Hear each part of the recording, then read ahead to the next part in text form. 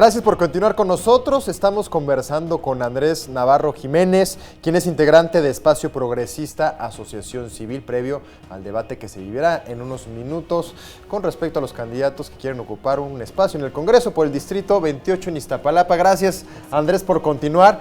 Nos quedamos en un tema interesante. ¿Y interesante en qué sentido? Pues después de estas elecciones, las delegaciones dejarán de ser delegaciones y pasarán a ser alcaldías. Y con esto también vienen pues algunos cambios también internos que muchos ciudadanos desconocemos.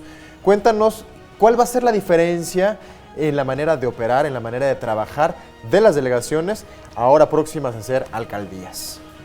Yo creo que de acuerdo a las funciones delegadas en la nueva Constitución de la ciudad, tenemos otras alcaldías con mayor robustez en el aspecto tanto administrativo como político para poder manejar cada una de las circunscripciones, ¿no?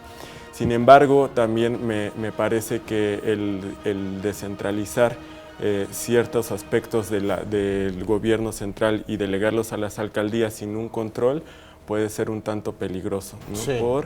Que cada uno utilizará las políticas públicas y administrativas para utilizarlas tanto bien a su favor como lo contrario, ¿no? Al beneficio de la población.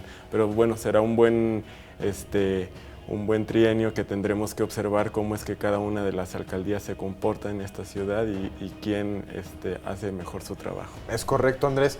Se dice también mucho que los diputados son los representantes del pueblo ante el Congreso.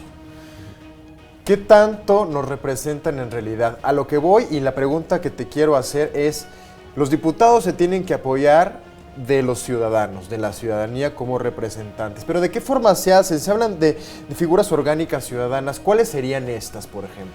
Una de ellas, y yo creo que la base de una buena política como diputado en un distrito como el 28, donde hay participación ciudadana, donde se elige tanto un presupuesto participativo y la figura en específico que es el comité vecinal en este momento, yo creo que tendrían que apoyarse bastante en ellos. Representan a una colonia que confió en esos vecinos, en el trabajo que han estado realizando para gestionar y liberar algunas cosas dentro de sus colonias, y es importante que estos diputados puedan estar en contacto con los comités vecinales, escucharlos. Hay un consejo delegacional en este momento, el cual también se forma a través de las 293 consejos o comités de colonia, y se escoge a un representante de estos 293 comités. Sería bastante bueno que los candidatos pudieran sentarse con ellos y escuchar de manera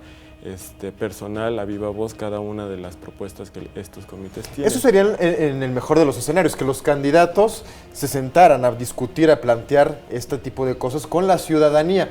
Sí, pero claro, en caso de que esto no suceda, los ciudadanos o las personas, los vecinos de Iztapalapa, tienen una actitud positiva, quieren, por supuesto, platicar con los que van a ser nuestros representantes, o se siente un ambiente apático, sin participación o con poca participación. Tú, como experto, ¿cómo lo ves?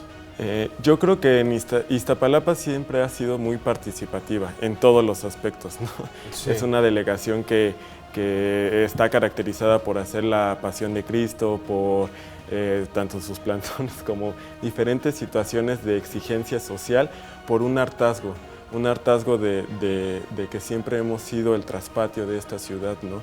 En Iztapalapa el claro ejemplo que hablábamos hace rato del agua, no terminaron el acuaférico y no sé por qué, ¿no? Por falta de presupuesto, evidentemente, pero es una situación de que Iztapalapa siempre ha sido relegada de oportunidades, de situaciones en las que los ciudadanos se sienten con este hartazgo, y yo veo bastante participativa a la gente, veo con ganas de un cambio, la veo con ganas de tomar decisiones, de tomar liderazgos incluso, ¿no? Así es. Y relevar a estos viejos lobos de mar que quieren seguir cooptando este distrito y reeligiéndose una y otra vez.